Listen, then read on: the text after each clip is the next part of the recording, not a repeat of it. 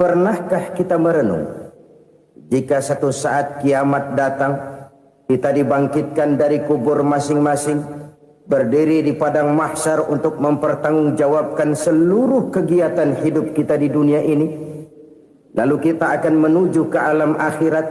Sudahkah kita mempunyai simpanan untuk akhirat kita?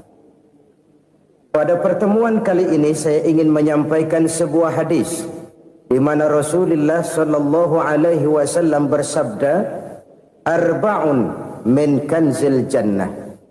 Simpanan sorga ada 4 macam. Yang pertama, ikhfa'us sadaqah, menyembunyikan sedekah. Saudara-saudara kaum muslimin, sebagaimana yang kita maklum bahwa Allah Subhanahu wa taala melebihkan sebagian rezeki dari kita terhadap yang lain. Ada yang kaya, ada yang setengah kaya, ada yang miskin, ada yang setengah miskin, dan selanjutnya. Ada yang gajinya kecil tapi penghasilannya gede. Ada yang penghasilannya gede tapi nggak punya gaji. Ada juga yang memang gajinya gede dan penghasilannya gede. Kelebihan rezeki merupakan sunnatullah dan tidak harus membuat kita merasa lebih dari yang lain. Bahkan sebaliknya, kelebihan itu harus membuat kita ringan tangan untuk menolong mereka yang memang memerlukan pertolongan. Kalau saudara diberikan ilmu, maka pertanyaan akhirat cuma satu: ilmumu kau amalkan untuk apa? Kalau saudara diberikan umur yang panjang, pengadilan akhirat juga bertanya satu: umurmu kau habiskan di mana? Tapi kalau saudara diberikan harta, pengadilan akhirat akan bertanya 2: hartamu kau dapat dari mana? Kau belanjakan kemana?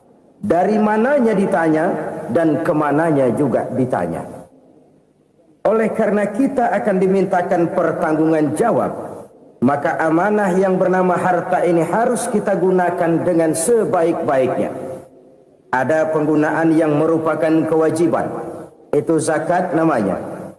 Ada penggunaan yang sewaktu-waktu, itu infak namanya. Ada yang lebih sewaktu-waktu lagi, dan itu sedekah namanya. Zakat dia terikat oleh haul dan nisab, oleh putaran batas waktu dan ukuran dari harta itu sendiri. Sedangkan infak terikat oleh situasi dan kondisi perekonomian seseorang. Sedangkan sedekah tidak terikat dengan apapun. Dalam kondisi seperti apapun kita bisa melakukan sedekah dengan yang terkecil sekalipun. Sampai-sampai Rasulullah sallallahu alaihi wasallam mengajarkan, la tahqiranna minal ma'rufi syai'an walau an talqa akhaka biwajhin talik. Atau ada hadis, tabassumuka fi wajhi akhika laka shadaqah. Senyumanmu kepada temanmu adalah sedekah. Jadi untuk melakukan sedekah tidak harus dalam berbentuk uang. Dengan ilmu kita bisa sedekah, dengan tenaga kita bisa bersedekah, dengan pikiran kita bisa bersedekah, bahkan senyum kepada teman itu pun sedekah. Jadi kalau sedekah dengan uang memang belum punya uang, nyengir aja banyakin. Itu asal pada tempatnya, jangan lalu ketemu tiang listrik cengengesan. Tentu tidak pada tempatnya dan tidak wajar. Nah, sedekah yang paling dicintai Allah adalah sedekah yang disembunyikan. Artinya jauh dari sifat riya. Kan kadang-kadang ada orang sedekah itu disebutkan namanya. Apa tidak bagus? Kalau memang niatnya ikhlas, ya bagus-bagus saja. Untuk memberikan sugesti kepada yang lain. Di Fulan bin Fulan nyumbang sekian, diumumkan. Boleh kalau niatnya untuk memberikan rangsangan kepada yang lain supaya dia menyumbang lebih besar dari orang tadi. Tapi kalau itu mendatangkan riya, maka sedekah yang paling dicintai Allah adalah sedekah yang disembunyikan. Tangan kiri saja tidak tahu apa yang diberikan oleh tangan kanan. Sedekah yang dilakukan dengan ikhlas akan merupakan perbendaharaan surga, tersembunyi dari pandangan orang lain, tidak seorang pun tahu. Karena memang sikap yang baik adalah melupakan kebaikan dan mengingat kesalahan. Itu salah satu ciri orang bahagia. Orang yang selalu mengingat kesalahannya dan berusaha melupakan segala kebaikannya. Kalau dia akan berada kebaikan, dia tidak bisa ikut, dia merasa rugi karena dia merasa belum pernah berbuat baik. Tapi kalau akan melakukan kesalahan baru, dia ingat kesalahan yang sudah-sudah, sehingga terhalang baginya untuk melakukan satu kesalahan baru. Demikianlah saudara-saudara, bahwa Allah melebihkan rizki sebagian kita dari yang lain, agar terjadi tolong-menolong dalam kehidupan ini. Jadi kesenjangan yang nature, kesenjangan yang alami, itu sunnatullah. Ada yang kaya, ada yang miskin, ada yang kelas menengah. Nah, kenapa lalu sekarang kita berusaha mengentaskan kemiskinan? Oleh karena adanya kesenjangan struktural. Kalau yang kaya bisa semakin kaya, kenapa yang miskin tidak bisa naik jadi ikut sedikit kaya? Sebab pada dasarnya Islam adalah agama yang sejak turunnya sudah berupaya memerangi kemiskinan. Bahkan dikatakan kemiskinan itu mendekatkan kepada kekufuran. Orang kalau miskin udah dekat banget sama kafir. Gampang menjadi kafir. Berapa banyak saudara-saudara kita yang oleh karena soal perut, oleh karena soal materi, terpaksa meninggalkan dan menanggalkan akidahnya. Menjual petunjuk yang diberikan Allah dengan kesenangan dunia yang cuma sebentar ini. Na'udzubillah, thumma na'udzubillah. Jadi makin kita sembunyikan satu sedekah, semakin banyak perbendaharaan kita di surga. Sedekah yang paling dicintai Allah adalah sedekah yang disembunyikan. Malahan ada seorang sufi, dia punya kebiasaan kalau pergi sholat Jumat, dia bawa uang, itu uang dia taruh di bawah tikar masjid. Dia niat sedekah kepada siapa saja yang nemuin itu duit. Maksudnya apa? Supaya yang nemuin nggak tahu siapa yang punya duit. Demikian dia saking ingin menyembunyikan sedekahnya. Karena sifat ria itu bisa memakan amal kita sendiri.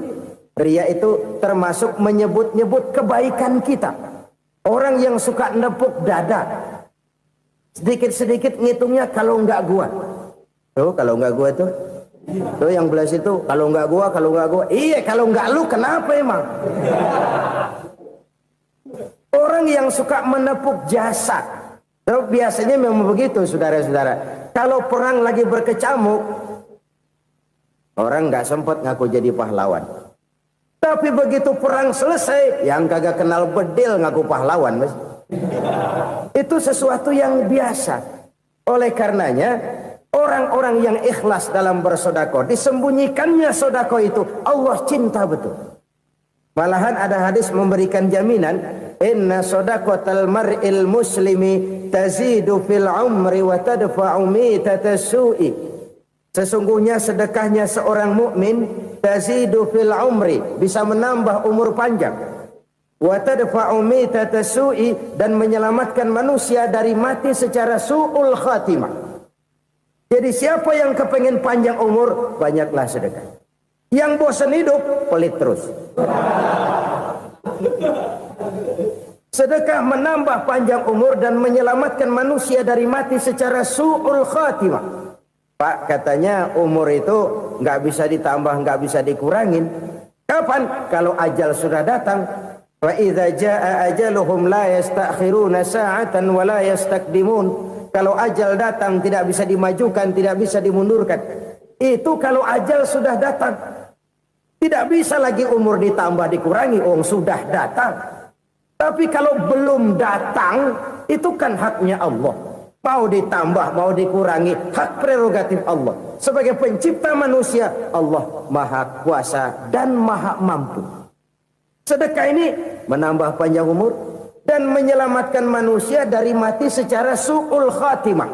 Itu orang mati kan sama ya, kondisinya mati, nggak nafas. Tapi hakikat mati kan lain-lain. Ada yang mati itu husnul khatimah, baik akhirnya. Misalnya lagi ngaji mati, lagi sholat mati, lagi sedekah mati. Ini yang dinamakan dengan husnul khotimah, baik di akhirnya. Sebaliknya ada yang su'ul khotimah, jelek di akhirnya. Ini yang jadi catatan akhir. Lagi nyekek botol, mampus. Lagi banting kartu, modar. Su'ul khatimah, jelek pada akhirnya. Sedekah menyelamatkan manusia dari mati secara su'ul khatimah. Dan kita semua kepengen mendapat husnul khatimah, jauh dari su'ul khatimah.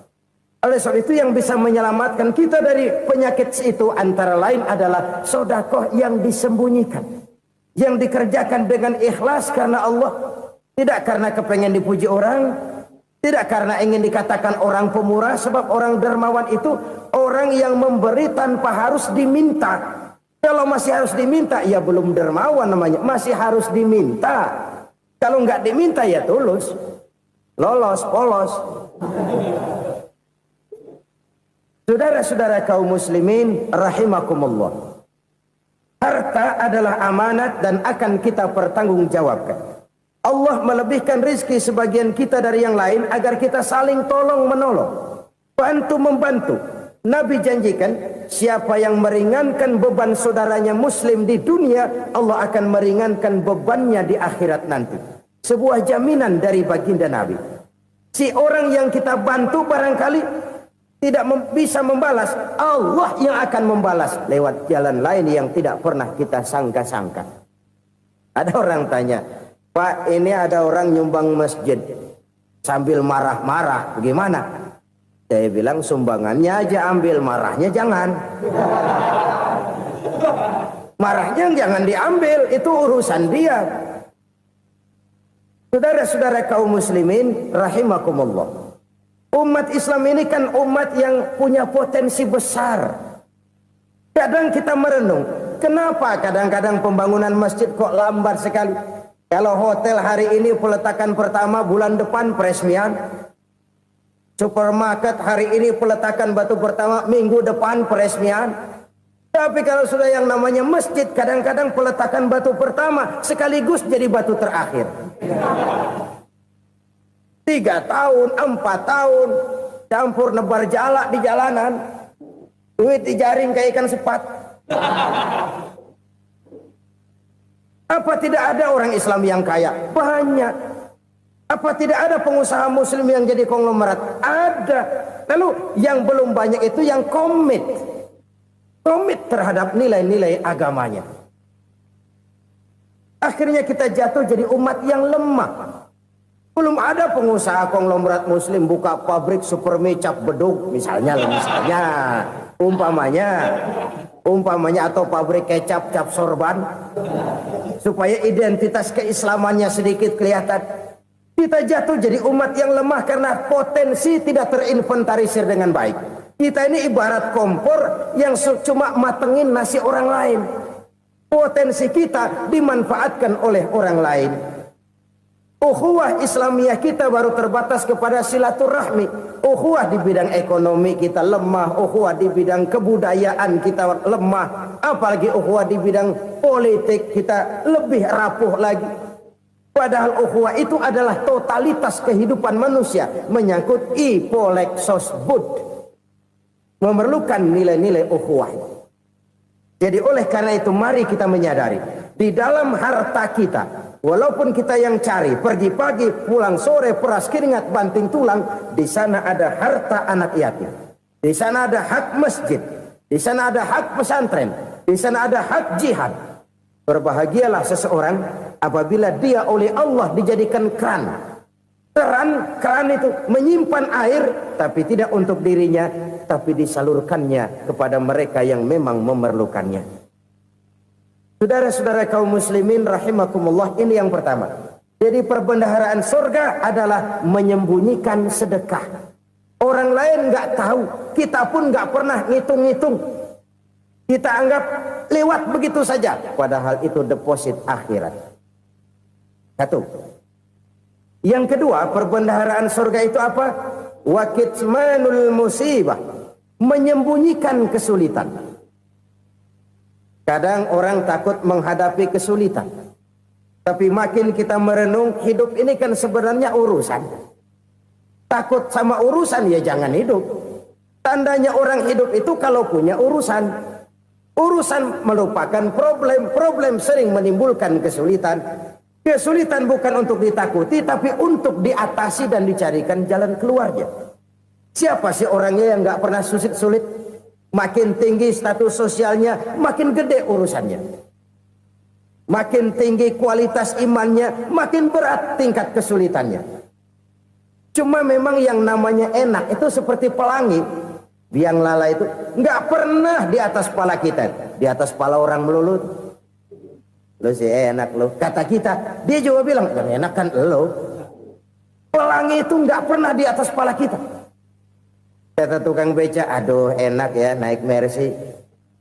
Kata tukang beca, apa yang di dalam mobil Mercy? Aduh enak bener tukang beca, di jok ngeringkuk ngorok pules bener. Saya kamar pakai AC sejuk, tempat tidur sutra empuk, alga spring bed, kulak kulik nggak bisa pules kalau belum minum Valium, belum tidur. Enak bener tukang beca, di jok ngorok nggak tahu wetan kulon. Si tukang beca bilang yang di Mercy enak, yang di Mercy bilang tukang beca enak. Inilah enak, nggak pernah di atas kepala kita, di atas kepala orang lain melulu enak itu. Nah, saudara-saudara, yang merupakan perbendaharaan surga itu orang yang bisa menyembunyikan kesulitan, baik pribadi ataupun rumah tangga. Nih terutama rumah tangga yang jadi soalnya. Kadang-kadang kita ini kalau senang, sebaliknya kalau senang kita diam, kalem aja, cuek. Banyak banget duit kita bawaan, diam aja udah. Malah ketemu orang takut. Tapi begitu susah, sekampung tahu. Padahal Nabi mengajarkan perbendaharaan surga itu menyembunyikan musibah, menyembunyikan kesulitan. Kalau enak, cerita sama orang-orang. Kalau nggak enak, rasain sendiri, tekan sendiri, atasin sendiri. Kita kan sebaliknya. Senang kita diam, asal lagi susah, paling tidak kita nyari teman buat cerita kesusahan. Siapa orangnya yang nggak pernah susah? Cuma soalnya bagaimana kita mengatasi kesusahan itu sendiri. Begitu juga misalnya kalau orang sudah berumah tangga, itu orang tuanya harus menjadi tempat dia cerita yang enak-enak saja. Yang nggak enak rasain berdua, selesaikan berdua, atasin berdua. Jangan dibalik. Asal senang diam, giliran susah aja. Maknya laporan. Terbalik. Bisa menjaga security informasi. Maka nama bayam keluar diam. Malah seluitan. Enak amat lo makan daging ayam. Security informasi. Saudara-saudara kaum muslimin rahimakumullah. Ujian yang terberat itu yang pernah diberikan kepada para nabi, para rasul, para aulia, para ulama. Makin tinggi keimanan, makin berat bentuk kesulitan. Ayo saya kemukakan satu contoh saja. Ada seorang nabi yang kaya, nabi kaya, namanya Nabi Ayub. Iblis kalau orang begini kan keki, ibadahnya rajin, kaya. Nih yang kayak begini susah digodain. Kalau ibadahnya rajin, miskin, kali bisa disogok. Sini imannya mantap, ibadahnya rajin, kaya, nabi lagi. Oh, tapi namanya iblis nggak kurang akal. Laporan, Tuhan, kenapa Les? Ya ini bahasa saya, bahasa Qurannya sih nggak gitu. Itu hambamu yang namanya Ayub, dia rajin ibadah cuma karena dikasih kaya aja. Coba kasih miskin dia, berhenti dia sembahyang. Ah kamu bisa aja. Saya tahu Ayub itu hambaku yang ikhlas. Saya buktiin Tuhan, silahkan. Dibuktiinlah, iblis turun ke alamin. Yang mula-mula dia lakukan, dia rusak sawah ladang Nabi Ayub. Dia binasakan binatang ternak Nabi Ayub. Sehingga dalam waktu singkat, jatuhlah Nabi Ayub dari orang paling kaya jadi orang paling miskin. Beliau masih ibadah di mihrab dalam masjid. Datang iblis. Saudara Ayub, ya. Lagi ngapain? Ibadah. Nyembah Allah, nyembah Allah. Oh, percuma. Kenapa? Tuhan yang ente sembah nih, dia udah bikin miskin ente. Sawah ladang ente hancur lebur, binatang ternak binasa. Sekarang ente jadi orang paling miskin. Ngapain nyembah Tuhan kayak begitu? Tekor. Udah berhenti dah ibadah, berhenti ibadah. Ini iblis sama Tuhan lapornya lain, yang dikerjakan kepada Nabi Ayub juga lain. Benar begitu iblis, kata Nabi Ayub. Iya, sawah ladang saya habis, buras. Binatang ternak saya binasa, binasa. Saya miskin, bangpak. Apa jawab Nabi Ayub? Bukan innalillahi, ini hebat. Alhamdulillahillazi a'tani wa akhza minni. Segala puji bagi Allah yang telah memberikan harta kepada saya dan sekarang mengambilnya lagi. Alhamdulillah. Allah yang ngasih, Allah yang ambil.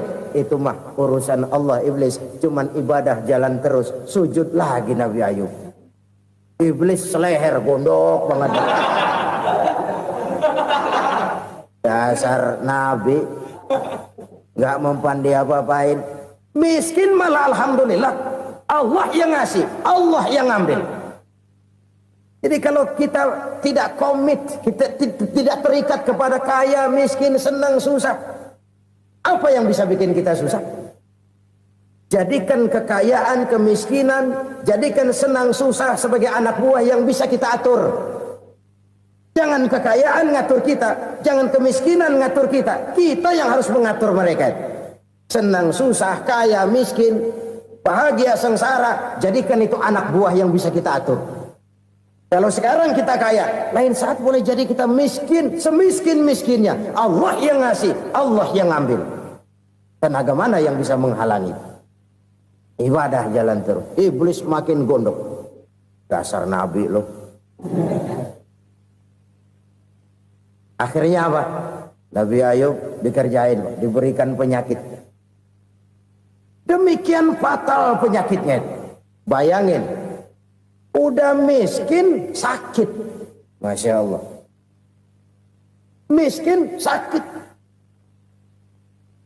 Sakitnya nggak lama, kira-kira 16 tahun. Istrinya 3, 2 mental minta ceraiin. Ngerawatin laki bengek begini. Senang belum tentu, susah udah pasti nih. Cerai aja, cerai dah. Cerai. Tinggal satu Siti Rahmah yang setia menemani beliau. Sesetia-setianya hati perempuan. Satu saat Siti Rahmah bilang, "Bang, iya, abang kan Nabi, Bang. Lalu, namanya Nabi kan doanya jarang meleset, Bang. Maksud kamu minta kenapa sih sama Tuhan biar abang sembuh, baik dah, Bang?" Siti Rahmah, "Iya.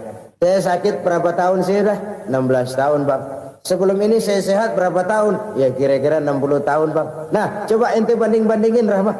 Saya dikasih sehat 60 tahun, dikasih sakit 16 tahun. Sudah nggak sabar mau doa kepada Allah minta sembuh. Saya malu kepada Allah.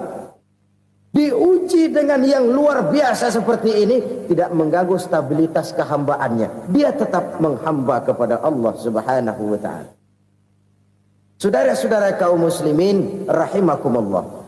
Kunci menghadapi kesulitan itu apa? Allah jelaskan dalam satu ayat, wa basyiris sabirin alladzina iza asabathum musibah qalu inna lillahi wa inna ilaihi raji'un. Gembirakan orang-orang yang sabar. Siapa mereka itu? Yang apabila mendapat musibah mereka kembali kepada keyakinan dasar. Segalanya dari Allah dan segalanya akan kembali kepada Allah. Ini konsepsi dasar dari sikap muslim dalam menghadapi berbagai kesulitan. Segalanya dari Allah, segalanya akan kembali kepada Allah. Kalau ini sudah kondisi dasarnya, maka kita akan lapang menghadapi kenyataan bagaimanapun pahitnya. Apakah itu namanya miskin, apakah itu namanya sakit, bahkan maut sekalipun. Maut sekalipun. Segalanya dari Allah, segalanya akan kembali kepada Allah. Ini sikap hidup, bukan sekedar ucapan. Kita kadang-kadang menjadikannya sebagai ucapan. Mulutnya sih nggak berhenti, innalillahi wa inna ilaihi rajiun, tapi nangisnya terus gerung-gerungan. Bukan itu, ini kesadaran moral. Kalau segalanya dari Allah, segalanya kembali kepada Allah, kan sebenarnya cuma nunggu giliran. Hari ini saya nyembayangin dia, entah hari apa saya disembayangin orang. Hari ini saya antar dia ke kubur, entah hari apa orang nganterin saya ke kubur. Hari ini saya tahlilkan dia, entah nanti kapan orang tahlilkan saya. Segalanya dari Allah, segalanya akan kembali juga kepada Allah. Oleh sebab itu saudara-saudara, kesulitan bukan untuk ditakuti. Kesulitan justru untuk diatasi, dicarikan jalan keluarnya. Dan tidak ada orang yang tidak pernah mendapat kesulitan. Tidak ada. Semakin tinggi status sosial, semakin tinggi kualitas keimanan, semakin besar juga tingkat kesulitan. Hanya saja bagaimana cara kita mengatasinya. Dan Al-Quran menyatakan, inna ma'al usri yusra. Di balik kesulitan itu pasti ada kemudahan. Roda itu berputar. Karena itu Rasulullah Sallallahu Alaihi Wasallam mengingatkan kepada kita, ta'arraf ilallahi firraha ya'rifka fisyiddah.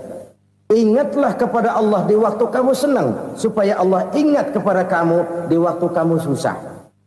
Kalau waktu senang kita ingat kepada Allah, kita susah, Allah tidak akan meninggalkan kita.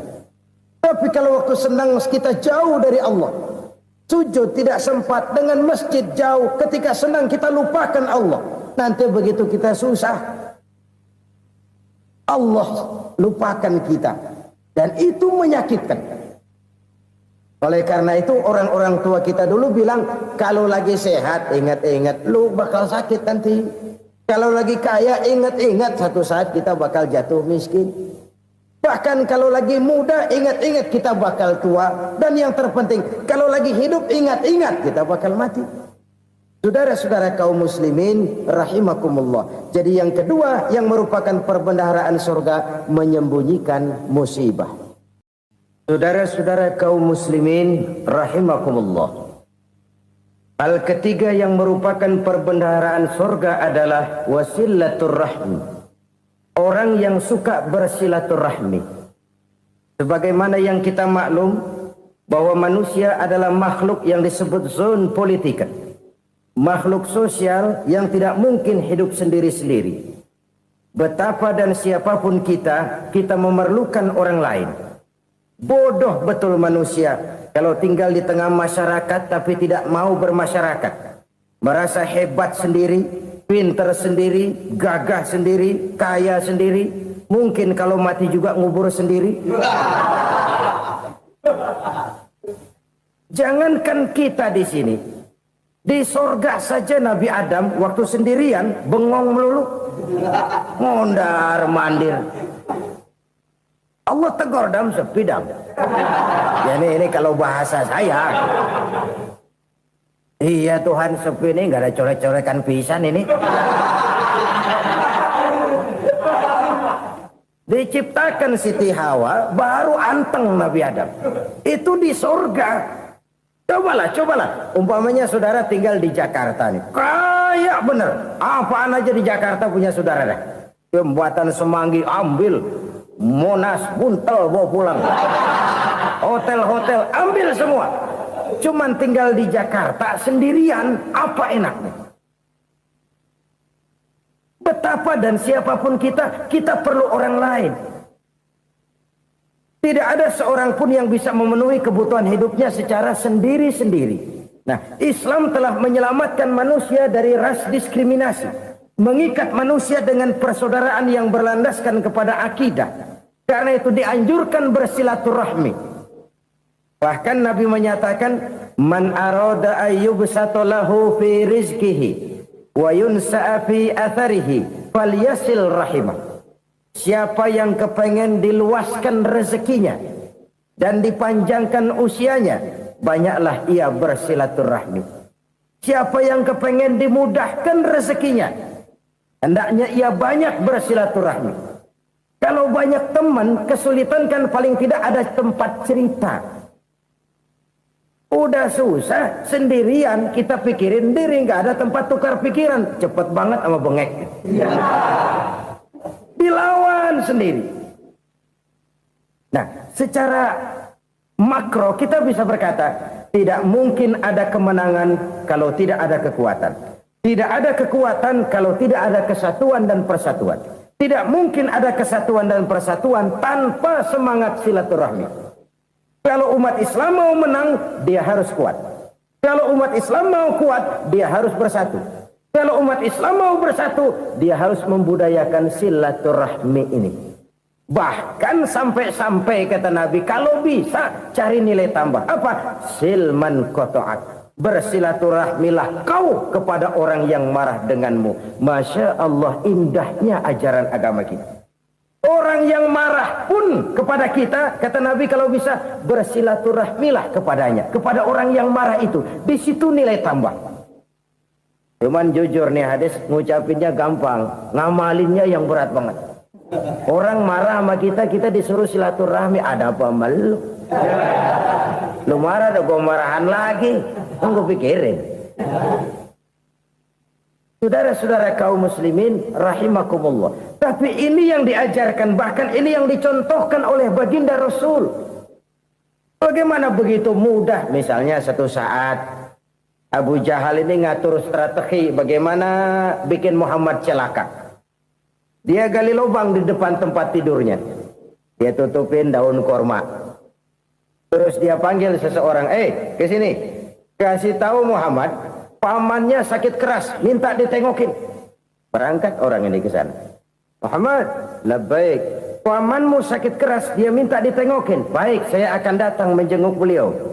Berangkatlah Nabi ke rumah Abu Jahal tanpa prasangka apapun. Abu Jahal udah pasang setil, selimut 3 rangkap setengah dipakai, persis kayak orang meriang. Tapi sembari ngintip dari balik selimut, begitu Muhammad buka pintu, nah masuk perangkap nih. Muhammad jalan menuju tempat pembaringan. Makin lama makin dekat, makin lama makin dekat, makin dekat ke lubang yang dipasang oleh Abu Jahal itu. Dalam hati Abu Jahal, terus dah jatuh, mampus dah lo ini. Mampus lo hari ini nih. Apa yang terjadi? Malaikat Jibril datang. Muhammad, pamanmu cuma pura-pura sakit. Di depan tempat tidurnya ada lubang perangkap supaya kamu jatuh ke situ. Sudah, kamu pulang. Balik kanan Nabi. Sudah hampir jatuh ke lubang, balik kanan, pulang. Bayangin kecewanya Abu Jahal. Muhammad dikit lagi, Muhammad dikit lagi. Enggak paman, saya pulang aja. Emosi bangun dari tempat tidur, enggak sadar kalau lagi pura-pura sakit. Lompat ngejar Nabi, dia lupa dengan lubang yang dia gali. Serak, nyemplung sendiri ke dalam lubang.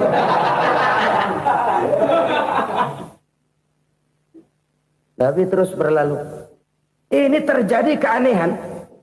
Jatuh ke lubang yang dia gali itu sebenarnya nggak terlalu dalam ya, antara 3-4 meteran lah. Tolong saya jatuh ke lubang ini. Datanglah pelayan-pelayannya itu. Angkat saya dari sini. Oh, yang ngulurin tambang. Satu gulung, belum juga nyampe itu tambang. Kurang, beli lagi ke warung. Sambung, ulur lagi, nggak juga bisa sampai. Wah, ini kerjaan Muhammad ini. Tolong, siapa salah seorang kamu ke rumah Muhammad, kasih tahu encangnya kecebur. Minta ditolongin. Sampaikan kepada Rasul. Kenapa? Pamanmu jatuh ke lubang, Muhammad minta tolong diangkatin. Tambang udah nyambung-nyambung nggak nyampe juga. Ya, nanti saya datang, saya tolong. Coba.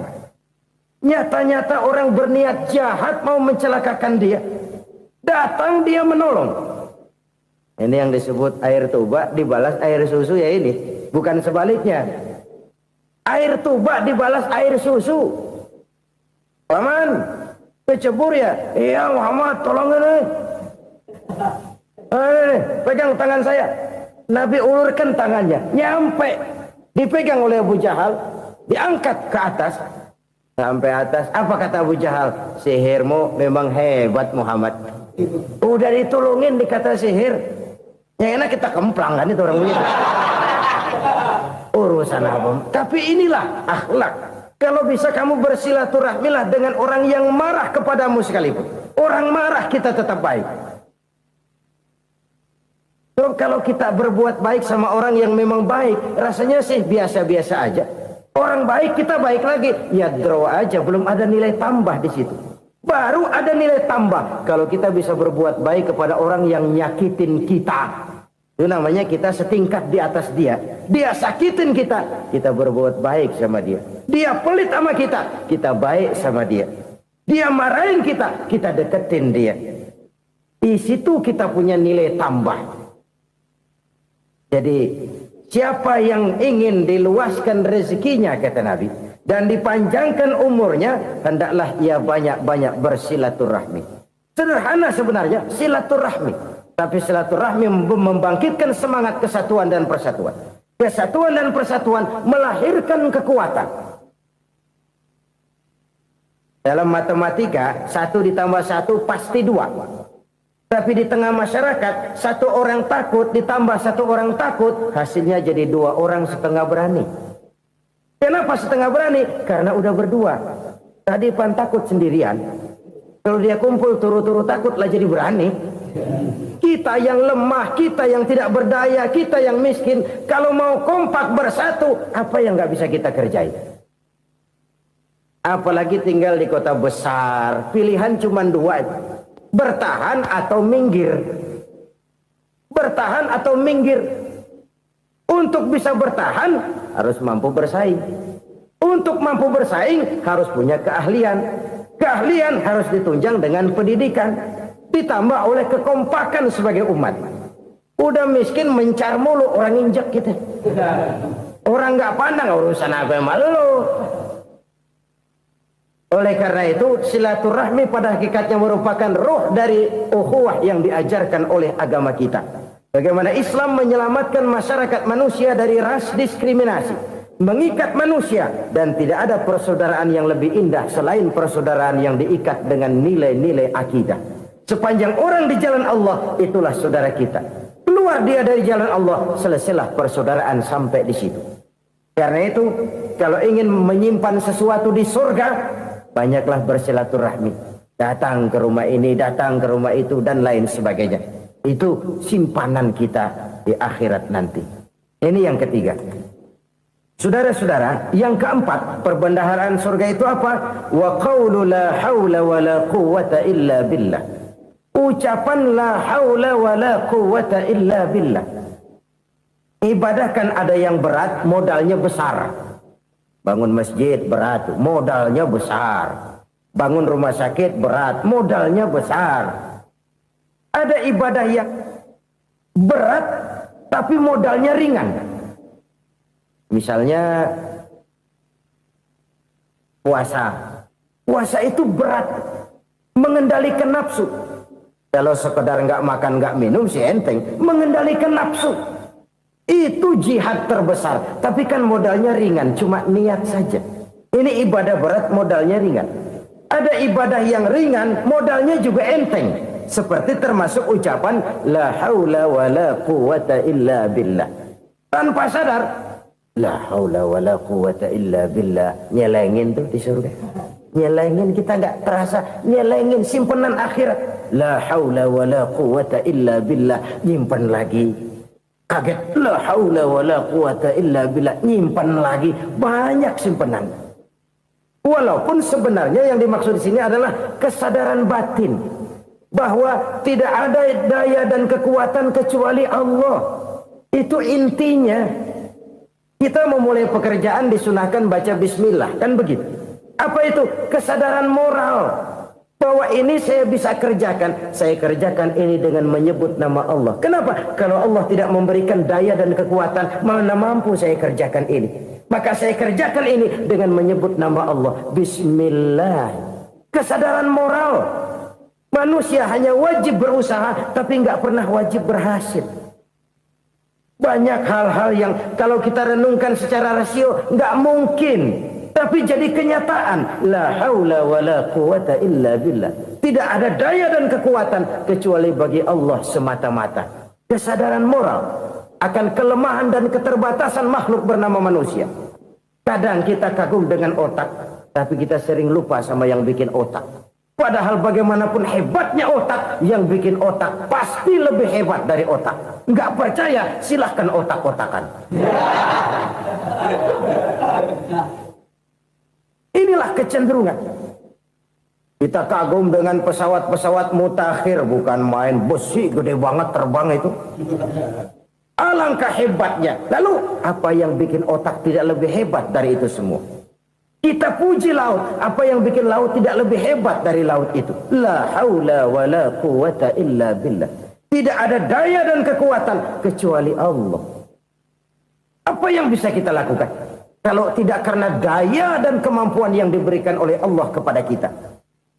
Lahirlah sikap tawadu, rendah hati, tidak melonjak menjadi angkuh dan sombong, sadar akan kelemahan dan keterbatasan diri sebagai makhluk yang diciptakan oleh Allah Subhanahu wa taala. Jadi satu sisi ini ucapan yang berpahala, la haula, jadi wiridan.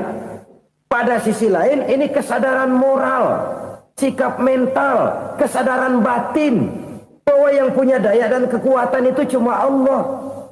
Kita nggak pantas untuk sombong, sebab sombong itu pakaiannya Allah. Kita nggak sedang pakai pakaian Allah, kegedean. Dan makin kita renungi, makin terbentur. Apa sih yang bisa kita sombongin? Kita mau sombong apa? Kaya, pintar, itu kan semua relatif. Di atas langit masih ada langit lagi.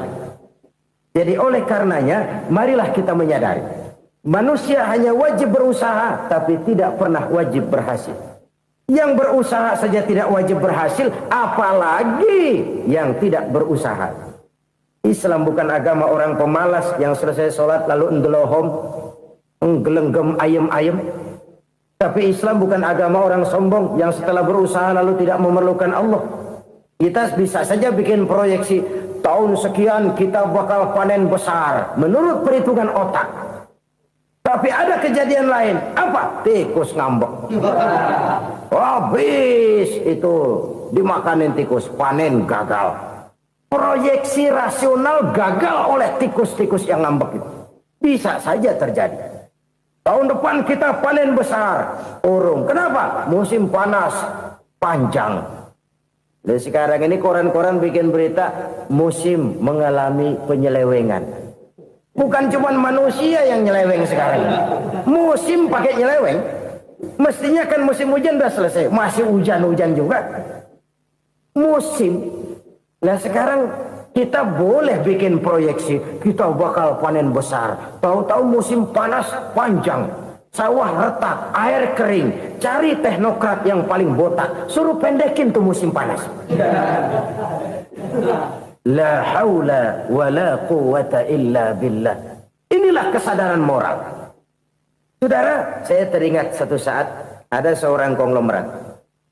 Umurnya ya kira-kira 70-an. Satu saat dia ditanya oleh wartawan, "Pak, umur Bapak berapa sih?" "Ya paling 10 tahun." 10 tahun? 10 tahun? Anak Bapak berapa orang? Satu. Satu saja? Satu. Harta Bapak berapa? Ya paling-paling bangsa 7 juta kali. 7 juta? Iya. Pak, kenapa Bapak bohongi saya? Bapak punya buku biografi. Koran-koran, majalah-majalah banyak memuat cerita riwayat hidup Bapak. Saya tahu umur Bapak 70. Kenapa bilang cuma 7 tahun? Saya tahu anak Bapak 8. Kenapa cuma bilang 1? Saya tahu harta Bapak miliaran, mungkin triliunan. Pabrik di mana-mana, bank di mana-mana. Kenapa bilang uang Bapak cuma 7 juta? Nah, kata si konglomerat tadi, kamu benar nak, kamu benar. Umur saya kalau jumlahnya memang 70 nak. Cuman ingat-ingat saya, baru 7 tahun terakhir ini saya sujud. Baru 7 tahun terakhir ini saya berusaha dekat dengan Allah. Saya laksanakan perintahnya, saya jauhi larangannya. 7 tahun inilah rasanya yang ada nilainya di hadapan Allah. Yang 63 tahun matong, kelabu, kelem umur gue. Habis untuk maksiat, untuk munkarat. Maka ketika ditanya tadi, umur saya 7 tahun itu. Oh begitu Pak. Oh iya. Lalu anak Pak. Anak Bapak kan 8. Kenapa bilang cuma 1? Nah, kalau jumlah hitungannya memang anak saya 8. Tapi dari 8 orang ini rasanya cuma 1 nih. Yang bakal jadi buah hati, belahan jantung. Pelanjut cerita, penerus sejarah. Bakal jadi anak soleh yang akan mendoakan saya. Cuma 1 rasanya anak saya ini yang bakal jadi buah hati saya. Besar-besaran saya. Yang akan mendoakan di kubur saya. Yang akan mendoakan di akhirat saya. Yang 7 orang mana? Masya Allah. Yang 1 tenggeng. Yang 1 nyekek botol ngolo. Yang 1 nggak karu-karuan. Makanya saya bilang 1 anak saya yang akan bisa mendoakan saya. Oh begitu Pak. Iya. Nah harta Pak. Harta Bapak kan triliunan. Pabrik Bapak di mana-mana. Uang Bapak hampir di tiap bank-bank besar. Kenapa bilang cuma 7 juta? Betul kau nak. Harta saya kalau jumlahnya memang miliaran, triliunan mungkin. Tapi yang saya ingat baru 7 juta tuh yang saya belanjakan di jalan Allah. Saya nyumbang masjid, saya santuni yatim piatu, saya bantu pembangunan pesantren, saya bantu pembangunan rumah sakit Islam. Itu yang akan saya bawa pulang ke akhirat, yang 7 juta itu. Yang triliunan itu nanti akan diperebutkan oleh anak-anak saya sebagai waris saya. Jadi harta saya 7 juta itu yang bakal nemenin saya di akhirat, yang akan saya bawa pulang jadi teman saya. Saudara-saudara kaum muslimin, jangan-jangan orang tua itu adalah kita-kita ini. Jangan-jangan kita-kita ini adalah orang tua itu. Jangan-jangan itu potret dari diri kita masing-masing. Dari sekian umur yang diberikan Allah, berapa tahun yang ada nilainya di hadapan Allah. Dari sekian anak-anak yang merupakan amanah, berapa yang akan mendoakan kita sebagai orang tuanya menjadi anak soleh. Dari sekian banyak harta yang diberikan Allah, berapa yang akan kita bawa pulang menghadapnya nanti, yang kita belanjakan di jalan Allah. Ini sebuah potret kehidupan. Karena itu kita kembali kepada la haula wa la quwwata illa billah. Kita wajib berusaha, kita wajib berikhtiar. Selebihnya segala daya dan kekuatan hanya milik Allah saja semata-mata. Satu kesadaran batin dari setiap pribadi muslim. Setelah ia berusaha dan berikhtiar, ia menyerahkannya kepada Allah Subhanahu wa ta'ala. Jadi satu sisi ini merupakan wiridan ucapan yang mengandung pahala. Pada sisi lain ini merupakan sikap batin dari seorang muslim di dalam ia menghadapi realitas kehidupan ini. Saudara-saudara kaum muslimin rahimakumullah. Kalau ini kita jadikan satu basis kehidupan, maka ini akan menyelamatkan manusia dari kemungkinan tergelincir menjadi orang yang lupa diri dan lupa darat. Sebab itu Imamul Ghazali berpesan, jadidis safinah fa innal bahra amiq wa khuziz zad fa inna safara ba'id wa khaffifil hamla fa innal hamla sadid. Perbarui selalu kapalmu karena lautan sangat dalam. Bawa bekal yang banyak karena perjalanan ini sangat jauh. Ringankan beban karena kebanyakan beban akan menyakitkan. Alangkah indah kalimat ini, alangkah dalam makna yang terkandung di sana. Perbarui selalu kapalmu karena lautan sangat dalam. Apa artinya ini? Jaga mentalmu baik-baik. Pelihara imanmu baik-baik karena hidup penuh cobaan seperti lautan. Kita kalau berlayar di lautan kan kadang-kadang tenang, angin bertiup sepoi-sepoi basah. Jika malam datang, bintang gemintang bertabur menghias cakrawala. Rembulan memantulkan sinarnya dengan indah. Dalam keadaan begitu berlayar enak. Tapi lain saat ombak menggunung, halilintar menyambar, angin topan bertiup.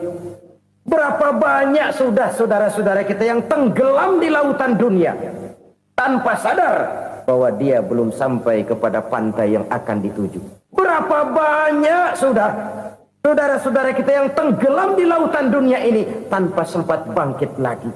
Dia menyangka sudah sampai kepada tujuannya. Hati-hati kapal jangan sampai bocor karena lautan sangat dalam. Iman ini jaga baik-baik karena hidup penuh dengan ujian. Wa khuzizat fa inna safara ba'id. bawa bekal yang banyak karena perjalanan sangat jauh. Saudara mau ke Bandung, bawa duit. Saudara mau ke Surabaya, banyakan lagi duitnya. Saudara mau ke Mekah, gepokan, iketan tuh duit, nggak lembaran lagi. Makin jauh perjalanan, makin banyak bekal yang harus kita bawa. Kalau saudara dari Jakarta mau ke Surabaya, kagak bawa duit berangkat juga, itu sih bukan berani namanya, nekat. Sampai Surabaya belum tentu, sengsara di jalan udah pasti. Kenapa? Nggak bawa bekal berangkat. Sama juga kita nih, misalnya belum sempat sembahyang, mati. Waduh, berani banget orang. Belum punya bekal, mati. Sengsara di jalan.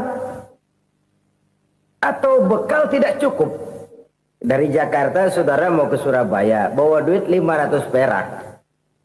Paling jauh Cikampek nyampenya itu. Paling jauh itu. Antara jauhnya perjalanan dengan bekal yang saudara bawa tidak seimbang. Hidup ini perjalanan panjang. A walking tour. Dimulai dari alam arwah. Sebelum jasad diciptakan, roh diciptakan lebih dulu. Dari situ pindah ke alam rahim. Dari alam rahim pindah ke alam dunia. Dari alam dunia pindah ke alam barzah. Baru menuju akhirat. Satu perjalanan panjang. Kalau bekal tidak bawa, sengsara di jalan. Bawa bekal yang banyak karena perjalanan ini sangat jauh. Wa khaffifil hamla, ringankan beban karena beban itu cuma akan menyulitkan. Kalau bekal itu sih keperluan, tapi beban nggak kita perluin, coba ngeberat-beratin. Apa ini beban? Dosa. Kecurangan, kebatilan, kezoliman, ketidakadilan, kesewenang-wenangan. Itu akan jadi beban kita di akhirat. Alangkah celakanya, perjalanan panjang, bekal tidak bawa, beban kelewat banyak. Alamat sengsara di jalan. Pahala tidak ada, dosa berlipat ganda. Na'udzubillah, summa na'udzubillah. Kalau kita rangkum nasihat Al-Ghazali dengan kisah si konglomerat tadi, kita akan mengambil kesimpulan. Pertama, bekal terbaik dalam menghadapi gejolak kehidupan ini tidak lain adalah iman. Yang kedua, pahala dan dosa. Dua hal kontroversial. Pahala adalah bekal, dosa adalah beban. Tapi kita sekarang kan tidak begitu terangsang kepada yang abstrak. Orang berlomba mencari yang konkret-konkret saja. Yang real. Kalau memang dosa, benjol dong. Kira-kira begitu. Kira-kira begitu. Persis orang Yahudi dulu. Orang Yahudi itu kan pernah minta kepada Nabi Musa. Ya Musa, lan nu'mina laka hatta narallaha jahrah. Musa, kami nggak bakal mau beriman kepada Allah kalau belum kami lihat Allah ada nongkrong di depan kami. Kalau memang Tuhan ada, taruh dong di depan kami. Mau yang konkret-konkret saja. Kalau memang dosa, benjol dong. Kalau memang pahala, berasa dong. Orang terangsang kepada yang real, yang konkret-konkret saja. Karena itu, untuk mengejar dosa, orang mau bayar. Tapi untuk mengejar pahala, walaupun tidak bayar, orang segan. Ini yang dikatakan oleh Nabi, kamu mengharapkan ke surga, tapi kamu berat melaksanakan sesuatu yang bisa membawa kamu ke surga. Kamu ingin jauh dari neraka, tapi tiap saat kamu lakukan perbuatan-perbuatan yang justru menjerumuskan kamu ke neraka. Idda'aitum an-najata minan nar wa ramaitum fiha anfusakum. Kamu ingin selamat dari neraka, tapi kamu lemparkan diri kamu ke neraka. Kamu ingin masuk surga, tapi berat sekali kamu melakukan perbuatan-perbuatan yang bisa menyampaikan kamu di surga. Saudara-saudara kaum muslimin, rahimakumullah. Jadi hal keempat yang merupakan perbendaharaan surga adalah la haula wa la quwata illa billah. Satu sisi ini merupakan ucapan yang memperberat timbangan akhirat. Pada sisi lain ini merupakan sikap hidup seorang muslim. Kesadaran batin yang sangat dalam bahwa tidak ada daya dan kekuatan kecuali Allah. Dan itu kita simbolkan pada saat memulai pekerjaan dengan Bismillah, dengan menyebut nama Allah. Satu kesadaran moral, saya hanya bisa melakukan ini karena diberikan daya dan kekuatan oleh Allah. Lahirlah sikap tawadu, rendah hati, tidak melonjak menjadi angkuh dan sombong. Saudara-saudara, sampai sini dulu jumpa kita kali ini. Semoga 4 perbendaharaan surga ini dapat kita lakukan, yang kelak akan merupakan bekal kita di kemudian hari nanti. Amin ya rabbal alamin. Bapak-bapak, ibu-ibu, saudara-saudara kaum muslimin rahimakumullah. Di dalam kehidupan kita sebagai seorang muslim, minimal 5 kali dalam sehari semalam kita mendengar seruan untuk mendirikan solat yang disebut azan. Ada kalimat menarik di dalam kalimat azan itu, yakni seruan hayya 'alal falah, marilah menuju kepada keberuntungan, marilah meraih kemenangan. Seruan ini adalah kecenderungan dari setiap manusia, apapun warna kulitnya. Artinya, setiap orang dalam hidup selalu ingin meraih dan mencari kemenangan. Kemenangan akan melahirkan kepuasan batin, dan kepuasan batin memberikan kebahagiaan. Sedangkan kekalahan melahirkan penderitaan batin, dan penderitaan batin menjerumuskan seseorang di dalam berbagai bentuk kerugian. Jikalau inilah seruan azan, maka masalahnya ialah apa yang menyebabkan kita meraih kemenangan. Al-Quranul Karim memberikan tuntunan dan ajaran kepada kita bahwa orang-orang yang memperoleh kemenangan itu tidak lain adalah orang-orang yang bertakwa. Hanyalah mereka yang bertakwa kepada Allah Subhanahu wa ta'ala pada akhirnya akan tampil sebagai pemenang. Lalu siapa orang yang bertakwa itu? Dijelaskan dalam awal-awal Al-Baqarah, orang yang bertakwa yang akan meraih kemenangan. Pertama, allazina yu'minuna bil ghaib, yaitu orang-orang yang beriman kepada yang gaib. Percaya bahwa ada alam yang gaib, alam yang abstrak, alam yang tidak bisa dijangkau oleh salah satu daripada panca indera kita.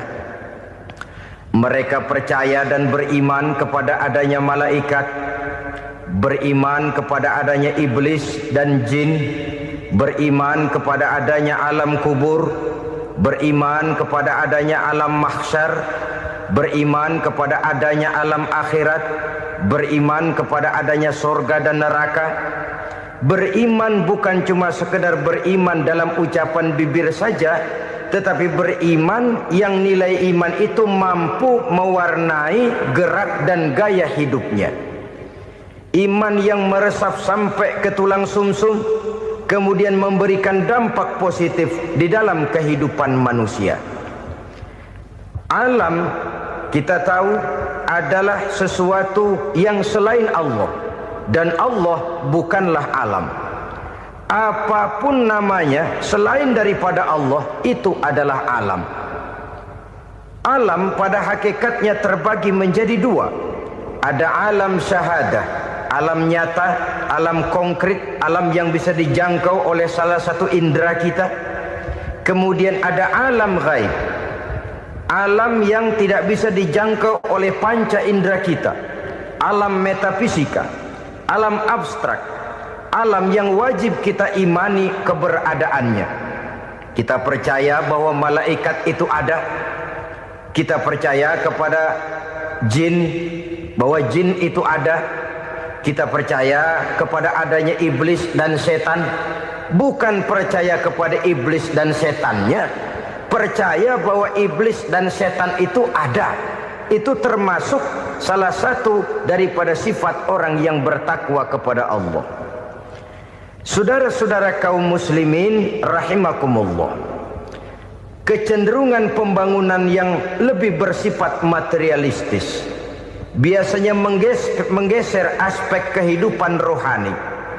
Orang berpikir empiri, dan dalam pola pikir yang demikian maka alam gaib tidak lagi mendapat perhatian. Aspek kehidupan yang bersifat rohaniah malah mulai ditinggalkan. Akibatnya terjadilah kepincangan di dalam kehidupan kita. Pernah ada satu pengalaman pribadi dalam perjalanan kembali ke tanah air. Dalam pesawat di sebelah kanan saya duduklah seorang Jerman namanya Heiner Simonsen. Iseng saya ajak kenalan, saya ajak ngobrol, saya tanya dia. Saya bilang, Mas Heiner ini, kalau pesawat yang kita tumpangi ini jatuh ke bawah, kira-kira apa yang bakal terjadi, Mas? Dia bilang, kita semua akan mati.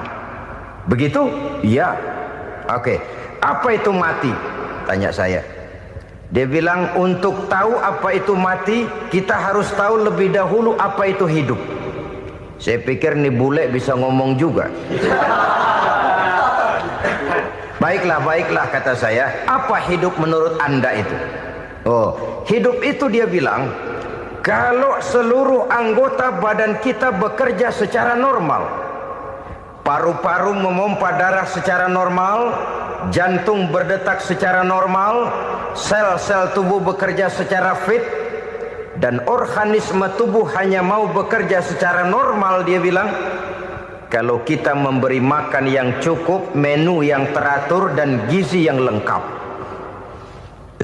Saya bilang, kesimpulannya apa, Ner? Dia jawab, hidup adalah dari tangan ke mulut. Life is from the hand to the mouth, kata dia. Hidup adalah dari tangan ke mulut. Jadi masalah hidup tidak lebih daripada masalah isi perut. Orang pergi pagi, pulang sore, peras keringat, banting tulang, perut yang dibelain. Saya bilang, you are wrong. Sampean salah, Ner. Kamu orang Islam bukan? Bukan. Pantas. Kenapa saya salah? Dia bilang, ya jelas salah. Salahnya di mana? Kamu ini manusia. Kalau hidup cuma dari tangan ke mulut, saya bilang, kambing di kampung saya juga begitu pikirannya, Ner. Itu kambing di kampung saya, asal perutnya kenyang, sudah hidup dia. Perkara besok bagaimana, lusa prospeknya macam mana, bulan depan ada apa, kambing nggak pernah mikir. Di kampung saya kambing juga pikirannya begitu. Kamu Kristen ya? Tadinya. Loh kok tadinya, lalu apa sekarang kamu ini? Dia bilang, sekarang saya netral.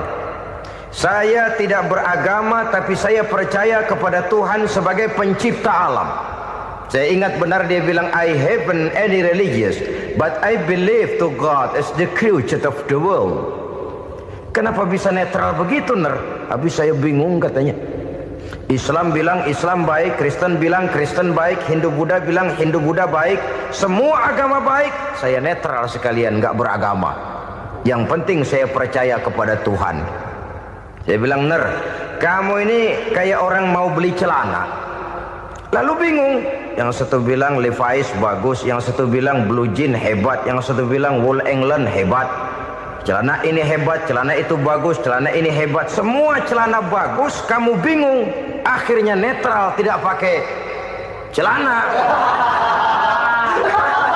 Itu juga salah. Saya pikir-pikir, kemudian saya melihat bahwa dua pola berpikir Heiner ini nampaknya sudah mulai menggejala di lingkungan masyarakat bangsa kita. Disadari atau tidak, secara jujur kita harus berkata, dua pola pemikiran Heiner ini mulai berkembang di tengah masyarakat bangsa kita. Pertama, pola pikir materialisme. Hidup adalah dari tangan ke mulut. Masalah hidup tidak lebih masalah isi perut. Itu yang perlu dibela, dan disitulah arti kehidupan. Pergi pagi, pulang sore, peras keringat, banting tulang untuk mempertahankan perut. Kalau sudah kemari cara orang berpikir, Maka buat apa percaya kepada yang gaib? Untuk apa sholat? Untuk apa puasa? Untuk apa zakat? Untuk apa menghadiri majelis taklim? Tanpa kepercayaan kepada yang gaib, hidup berjalan menurut alur empiris dan materialis. Kalau sudah ke sana cara orang berpikir, biasanya orang lalu cenderung menghalalkan segala cara. Hanyalah orang yang percaya bahwa akhirat ada, hanyalah orang yang percaya bahwa alam kubur itu ada, hanyalah orang yang percaya bahwa malaikat itu ada, hidupnya akan lebih terarah dan terkendali. Karena kepercayaan kepada yang gaib, yang merupakan fase daripada kehidupan setelah hidup yang sekarang ini, mewarnai gerak pribadi seseorang di dalam dia melakukan kegiatan hidupnya. Pola berpikir materialisme, disadari atau tidak, mulai menggejala di lingkungan masyarakat bangsa kita. Hidup tidak lebih dari urusan tangan ke mulut, mulut ke tangan, tangan ke mulut. Asal perut sudah kenyang, hiduplah sudah. Perkara bagaimana prospek hari yang akan datang, bagaimana akhirat, tidak jadi persoalan. Ini yang oleh Nabi diperingatkan, ad-dunya sijnul mu'min wa jannatul kafir.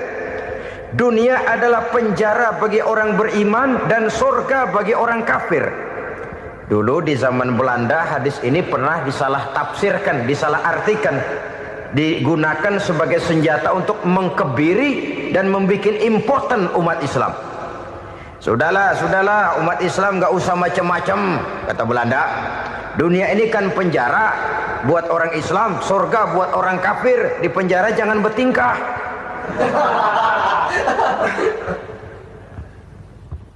Pengertiannya tidak begitu. Dunia adalah penjara bagi orang mukmin. Artinya dalam kehidupan dunia seorang mukmin tidak bebas memperturutkan hawa nafsunya. Di penjara hawa nafsunya itu.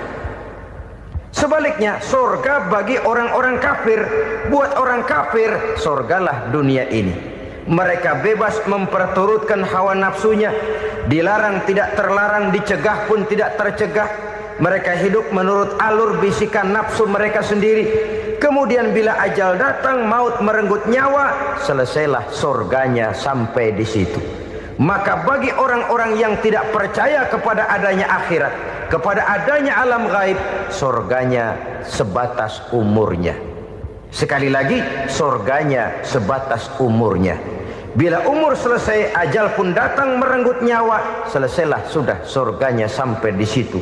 Alangkah pendeknya perjalanan orang-orang yang tidak percaya kepada alam gaib ini. Bagi kita mukmin, jikalau kita mampu memenjarakan hawa nafsu, kita bisa bahagia di dunia ini. Dan Islam memang tidak menyuruh kita sengsara di dunia. Raih dunia, kejar dunia, gapai dunia sebagai alat untuk mencapai kebahagiaan di akhirat nanti. Hidup adalah satu perjalanan panjang yang terbentang sejak kita terlahir dari alam rahim sampai kepada alam akhirat nanti. Andai kata kita gagal meraih kebahagiaan di dunia, toh kita masih punya akhirat. Tapi jangan jadi dalil yang melemahkan semangat. Biarin dah kita di dunia kebelangsak, yang penting akhirat. Akhirnya dunia benar-benar kebelangsak. Bagaimana dunia ini bisa kita raih, dan bagaimana meraih dunia untuk menunjang kepentingan akhirat nanti. Yang kedua, dari pikiran Heiner yang saya lihat menggejala di lingkungan masyarakat bangsa kita, timbulnya manusia-manusia netral. Seolah-olah Tuhan yes, agama no. Sama Tuhan percaya, agama ogah. Tuhan ngangguk, giliran agama godeng. Padahal hampir dalam setiap ayat dalam Quran, kata-kata amanu biasanya bergandeng dengan wa amilus sholihat. Iman dan amal soleh. Ini sebagai isyarat Tuhan dan agama jangan pernah dipisah-pisah. Apabila kita bertuhan, maka kita harus beragama. Apabila kita beragama, maka agama itu harus bersumberkan dari Tuhan yang kita imani itu. Tidak mungkin kita pisah, Tuhan yes, agama no. Sama Tuhan percaya tapi agama bikin sendiri. Sembayangnya cukup bengong 2 jam madep ngulon.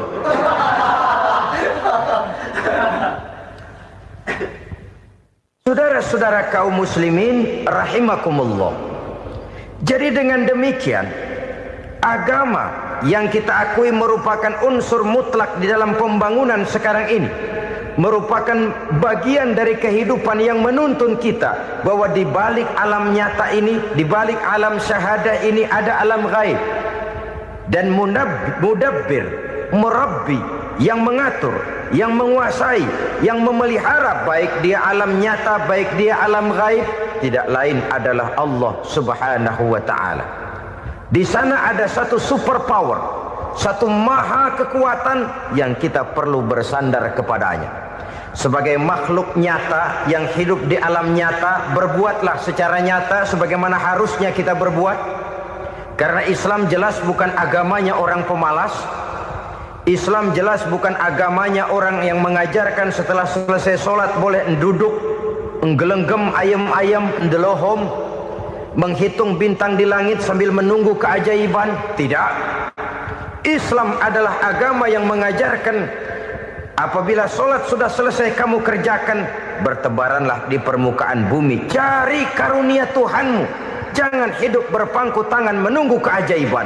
Karena hidup bukan undian. Jangan berharap untung besar tanpa mau peras keringat. Tapi di sebalik itu toh kita juga harus yakin bahwa di sisi usaha nyata yang kita lakukan ada satu super power, satu maha kekuatan gaib yang menentukan berhasil dan tidaknya usaha kita.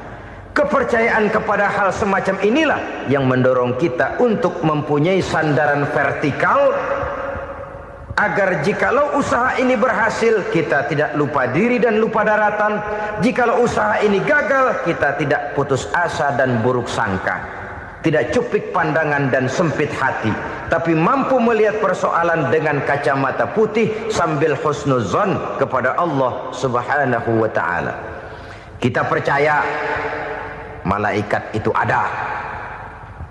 Ada yang namanya raqib dan atid, mengawasi gerak hidup kita sampai kepada gerak hati kita. Ini memberikan sugesti agar kita berhati-hati. Tidak sejengkal tanah pun kita bisa berlindung dari pengawasan raqib dan atid. Ada munkar nakir yang akan menyoal kita di alam kubur. Ada malaikat Malik, penjaga neraka. Ada malaikat Ridwan yang menjaga surga. Kita percaya kepada adanya jin, kita percaya kepada adanya setan, iblis. Percaya kepada adanya, bukan mempercayai si setan, si iblis lalu menjadikannya sebagai teman. Tidak. Percaya bahwa mereka itu ada dan merupakan makhluk Allah yang gaib, yang diciptakan Allah Azza wa Jalla. Kepercayaan kepada alam gaib memberikan motivasi terhadap gerak lahir manusia, sehingga dengan motivasi kepercayaan kepada yang gaib, gerak lahir jadi lebih terarah, jadi lebih terpelihara. Pernah seseorang bertanya, "Pak, apakah adanya akhirat bisa dibuktikan secara ilmiah?" Saya bilang tidak bisa, tidak bisa. Kenapa? Karena yang berangkat nggak pernah pulang kemari lagi. Kalau dia pulang kemari bisa kita tanya bagaimana enak di sono. Cuma secara moral saya katakan, lebih beruntung orang yang percaya kepada akhirat daripada yang tidak. Sekarang saudara percaya akhirat ada, lalu saudara baik-baik di dunia, sholat, puasa, zakat, menolong orang lain, menebarkan kebajikan. Saudara mati, andai kata akhirat tidak ada, toh dalam hidup saudara sudah berbuat baik. Paling tidak nama saudara akan dikenang sebagai orang baik. Sebaliknya, saudara percaya, kata saya, bahwa akhirat tidak ada, lalu hidup semau-maunya, tenggelam dalam maksiat dan munkarat, menentang Allah, tidak mau ruku dan sujud. Lalu saudara mati, kemudian akhirat ada. Ayo, mau apa? Bekal tidak punya. Jadi secara moral lebih beruntung orang yang percaya kepada adanya akhirat daripada yang tidak percaya. Dan itu alam gaib yang tidak bisa dibuktikan secara eksat. Jangankan untuk membuktikan seperti itu, dalam kehidupan sehari-hari saja yang kita rasakan tidak selalu berbentuk toh. Angin, bagaimana sih bentuknya angin? Kita tidak tahu. Merah, buktinya kalau dikerok merah. Yang merah itu kulit, yang kulit kita bukan anginnya. Sakit, rasa sakit itu ada, tapi bagaimana bentuk sakit kita nggak pernah tahu. Kalau kita makan cabai pedas, bagaimana bentuk pedas itu tidak ada, tapi rasa ada. Bentuk pedas hijau, cabainya bukan pedasnya. Tidak semua yang kita rasakan bisa kita gambarkan dalam bentuk yang konkret. Oleh karena itu, sekali lagi bahwa kepercayaan kepada alam yang gaib mampu memberikan satu sugesti yang menata kehidupan seseorang lebih lurus, lebih terarah, dan lebih terkendali. Maka wajar kalau kepercayaan kepada yang gaib mengantarkan seseorang untuk meraih kemenangan. Kenapa? Dia percaya kepada yang gaib, bahwa akhirat ada, bahwa alam kubur ada, bahwa pertanggungan jawab itu ada. Maka dia lalu tidak hidup saenae udele dewe, itu loh. Tidak hidup menurut seleranya sendiri, terarah, teratur. Ini cirinya yang pertama. Orang bertakwa yang akan meraih kemenangan, mereka beriman, mereka percaya kepada yang gaib. Bahkan hal-hal konkret saja selalu berangkat dari yang gaib. Saudara-saudara, para remaja, para pemuda sekarang ini tidak pernah tahu toh siapa yang akan jadi teman hidup saudara. Kita bisa saja ngerancang, mentargetkan, tapi toh akhirnya yang namanya jodoh bukan kekuasaan kita. Rezeki di luar kemampuan kita. Begitu juga ajal. Maut, jodoh, ajal adalah contoh-contoh konkret bahwa pada akhirnya yang gaiblah yang menentukan. Bertahun-tahun ngelancong, emang jodoh seret, nggak jadi.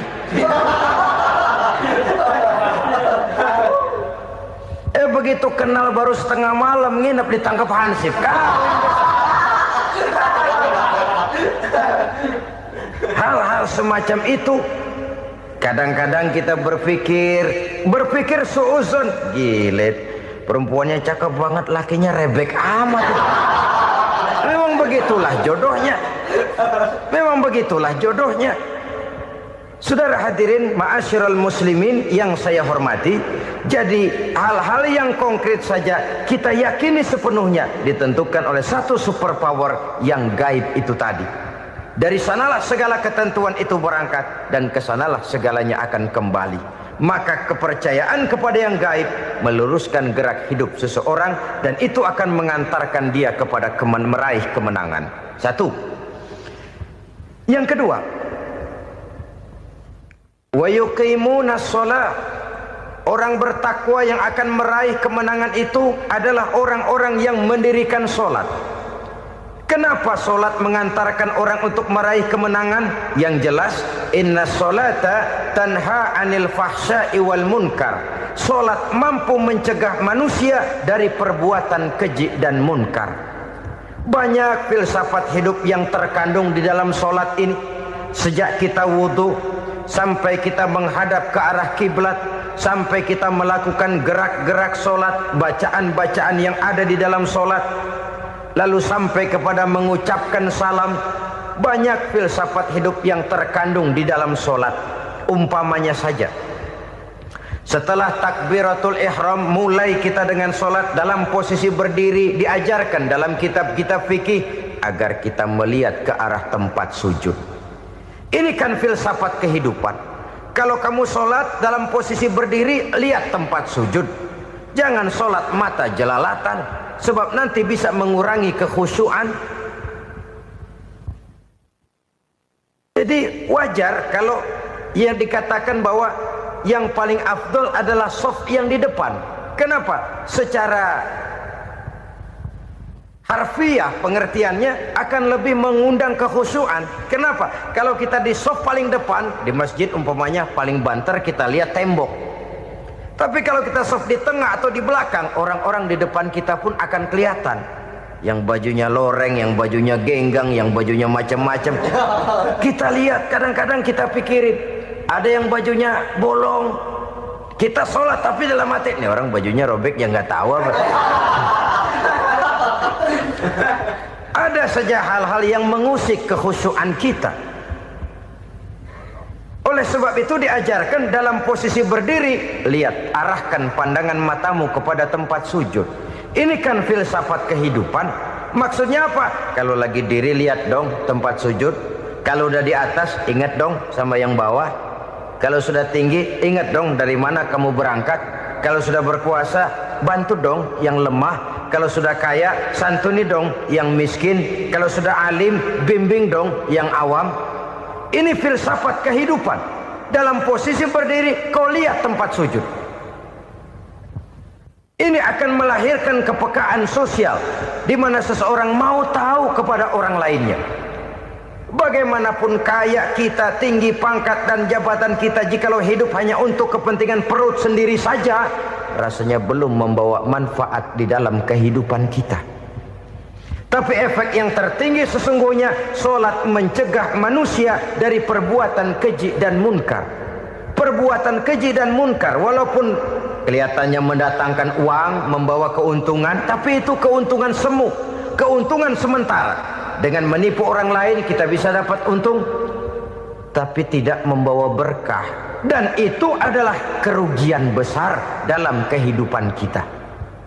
Maka untuk meraih kemenangan, harus dimulai dengan membentuk kepribadian yang tegar, memiliki sandaran vertikal yang langsung kepada Allah Subhanahu wa ta'ala. Dan itu hanya bisa kita tempuh melalui jalur ibadah formal yang sudah ditentukan Allah, yakni solat yang 5 waktu. Untuk memperkuat itu, ada solat-solat sunnah, rawatib, nawafil, sebagai terminal-terminal kontrol cadangan untuk memelihara stabilitas temperatur batin di dalam kita berhubungan dengan zat yang maha gaib, yaitu Allah Subhanahu wa ta'ala. Orang sering bertanya, Pak, itu tetangga saya nggak sholat, duitnya nggak habis-habis, Pak. Nggak sholat tapi mobilnya tambah terus. Nggak sholat tapi usahanya makin maju. Tapi di sisi lain ada orang yang rajin sholat, rezekinya butak bener. Anaknya mana kurus, mana korengan. Saudara hadirin ma'asyiral muslimin rahimakumullah. Harus saya katakan bahwa solat memang bukan untuk cari duit. Solat adalah sandaran vertikal kita kepada Allah. Sedangkan soal rezeki itu berkaitan dengan sifat Allah Maha Pengasih dan Maha Penyayang. Allah Maha Pengasih, siapapun dikasih kalau mau usaha. Allah Maha Penyayang, tidak semua orang disayang oleh Allah Azza wa Jalla. Dan belum tentu banyak harta itu merupakan nikmat. Mungkin juga istidraj. Artinya istidraj itu dikasih tapi diambulin, kalau bahasa Betawinya itu. Dikasih tapi diambulin, itu bukan merupakan nikmat sesungguhnya, lebih merupakan azab dari Allah Subhanahu wa ta'ala.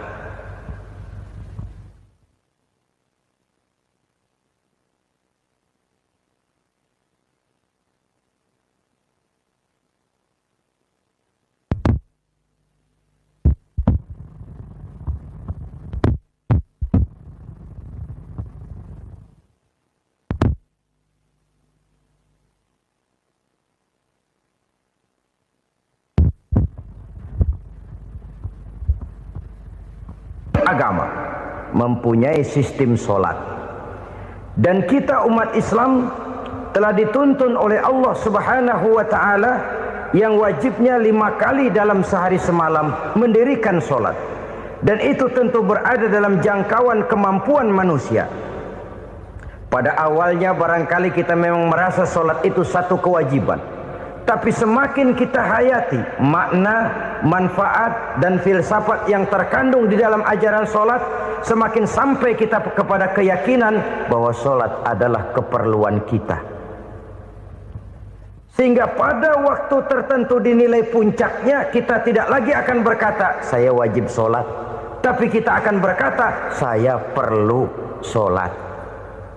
Kalau kita sudah merasakan itu adalah keperluan kita, nah di sanalah kita baru akan merasakan ruginya kalau hal itu tidak kita laksanakan.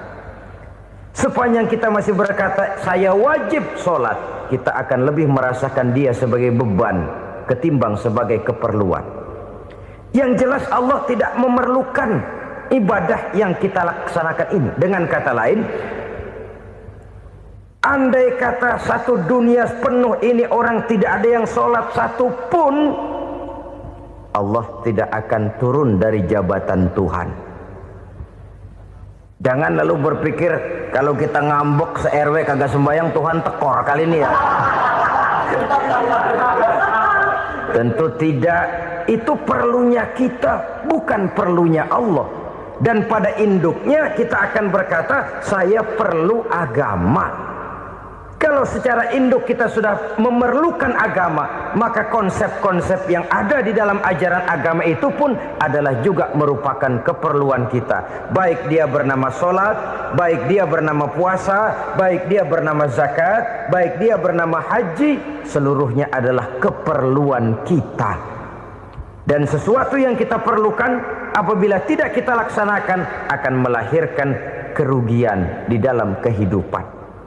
Jangan heran kalau kita membaca riwayat perjalanan hidup para salafus soleh, orang-orang soleh. Ada yang tahajud sampai 100 rakaat, ada yang sholat malam kakinya sampai bengkak. Kita sekalinya bengkak biri-biri. Ada yang sholat membaca surah dalam Al-Quran sampai khotam Quran. Kok mau? Mereka sudah merasakan itu keperluan. Itu saja soalnya. Satu saat pun jikalau kita merasa bahwa itu keperluan saya, kita pun akan melaksanakan seperti itu. Keperluan saya dalam kehidupan. Inilah yang kedua. Yang ketiga, orang bertakwa yang akan meraih kemenangan itu, wa mimma razaqnahum yunfikun. Mereka membelanjakan sebagian daripada rezeki yang diberikan Allah kepada mereka. Mereka infakkan di jalan Allah. Ada satu dialog menarik. Satu hari seorang anak muda bertemu dengan seorang kakek-kakek yang sudah dikenalnya baik. Bertanyalah anak muda ini, "Kek, umur kakek berapa tahun?" 15 tahun, kata si kakek. "Anak kakek berapa orang?" 1. "Harta kakek berapa banyak?" 15 juta. Si anak muda ini bengong. Lalu protes, "Kok kakek bohongin saya?" "Kenapa?" "Saya tahu umur kakek 70 tahun. Kenapa ngaku 15? Saya tahu anak kakek 5. Kenapa bilang 1? Saya tahu kakek miliuner, miliaran uang kakek. Kenapa ngaku cuma 15 juta? Begini, kata si kakek tadi. Benar, umur saya 70 tahun. Tapi dari umur yang 70 tahun itu baru 15 tahun terakhir ini saya merasakan ibadah kepada Allah. Meninggalkan maksiat, jauh dari segala macam munkarat. Maka yang 15 tahun inilah yang benar-benar saya rasakan sebagai umur saya.